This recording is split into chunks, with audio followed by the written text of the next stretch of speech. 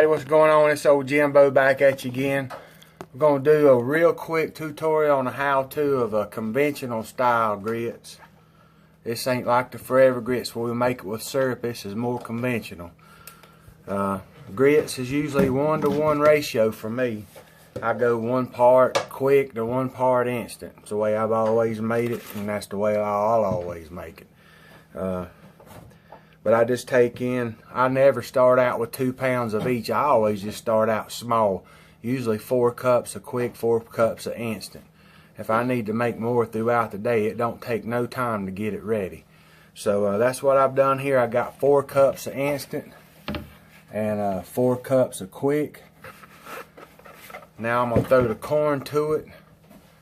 And first I'm going to show you how I do my corn and why I do it like that.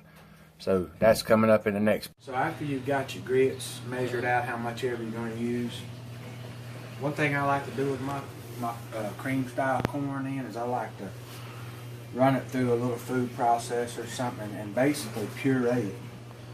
And you get one machine to do 2 things for you. One is beat this corn up to keep them old catfish off of it.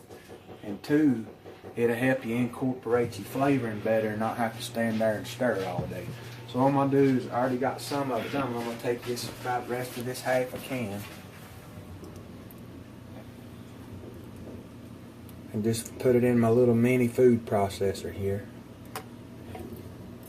And I'll go ahead and throw my flavoring in it. Just a couple capfuls.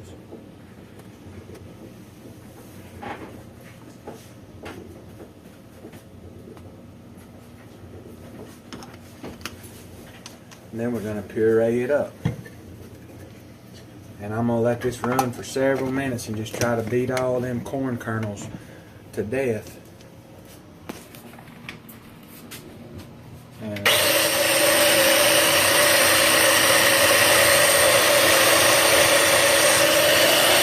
so after you've blended it up real good and tried to pretty much puree it then what you just going to, I keep mine in a Tupperware.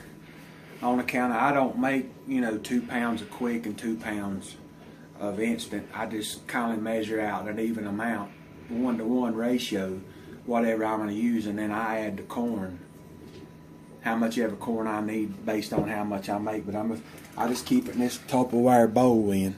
But if you look in there, you can see how soupy and pureed it is.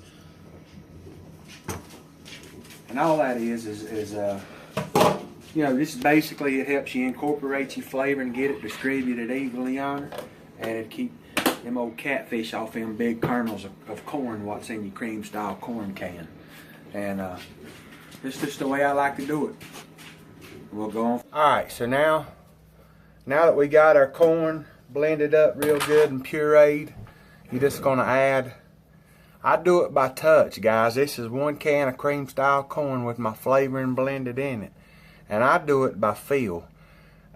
This is about 4 cups total. So I'm going to figure about what would be a half a can. No, this is actually 8 cups total. 4 cups of the quick grits was about a half of that bag.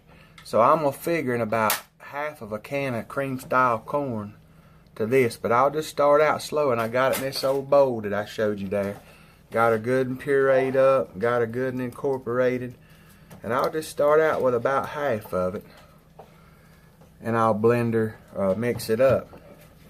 And the good thing about it is, if you get it a little wet, you can always throw some quick to it. Never instant.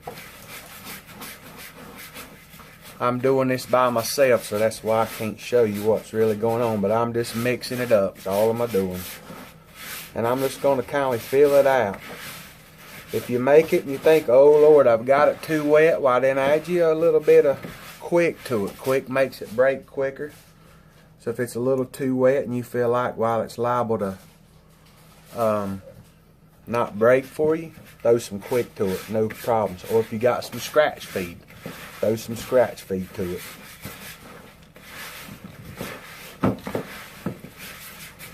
This is one of my favorite baits next to rice, is to be able to throw grits. And to find a lake that's throwing it in the winter time and to stay away from that confounded chow, I'm all for that.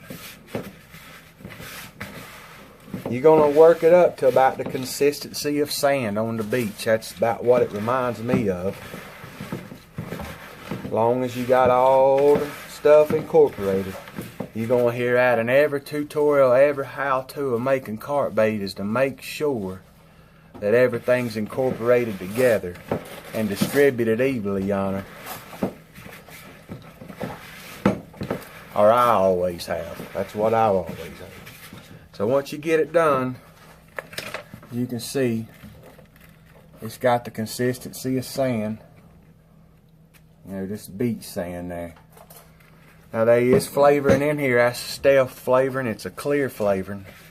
It smells exactly like the real flavoring that you buy, or the flavoring that I'm using here. The only difference is it's stealth and made clear, so nobody can tell what you're throwing. It looks like you're throwing plain grits. Now what I do with this old Rubbermaid container that I steal from my lovely wife over here, I take it to the lake with me. If it dries out on me, I ain't got to worry about having no can opener and opening another can or running to the shack and buying a can to use 6 or 8 ounces. I tote that with me then if I need to hit it a little bit to dampen it up, or if I want to make a little bit more, I can, because I always take that with me too.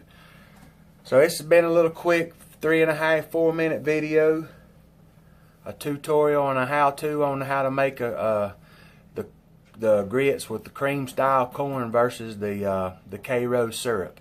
So I hope y'all try it out and enjoyed it, like it. Come here, Possum.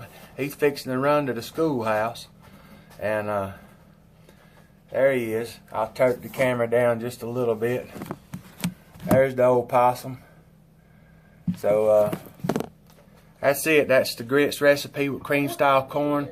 And you blend that corn up and puree it. Maybe keep them confounded catfish off of it. Ain't no guarantees, but it won't hurt nothing. It's Jimbo, behalf of the Possum here behind me with Team Country Boys Outdoors. Tight lines and wet nets. Let's go fishing. We'll talk at you later.